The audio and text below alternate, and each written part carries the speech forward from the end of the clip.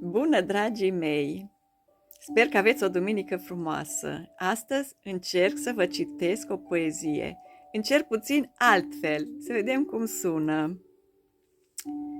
Văzând atâtea frumuseți, Șcuficea, fetița cea frumoasă, prin pădure mergând la bunica acasă, s-a întâlnit cu albă ca zăpada și a salutat-o cu bună dimineața.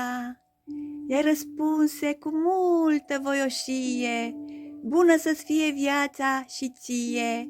Eu merg la mină, la piticii mei. Ai vrea să vii cu mine să-i vezi?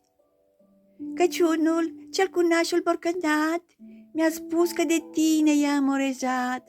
Scufița zâmbind i-a răspuns: pe pădurar îl prefer, căci mă apără de lup. Pe cărare apare în fugă, cenușăriașa cu partoful în mână.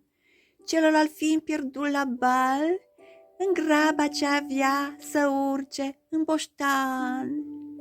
De după tuf apare lupul, văzând atâtea frumuseți. Înger a fi, se dă vicleanul, neștiind că în femei să nu te încrezi. Vrând să cucerească una câte una, râzând, dansând în jurul lor, de frunze nu a mai văzut capcana și a căzut în groapa leilor. Atenție, lup! Atenție, bărbați care vă dați lupi! Să nu cădeți în capcană! Vă sărut și vă iubesc! Bye, bye!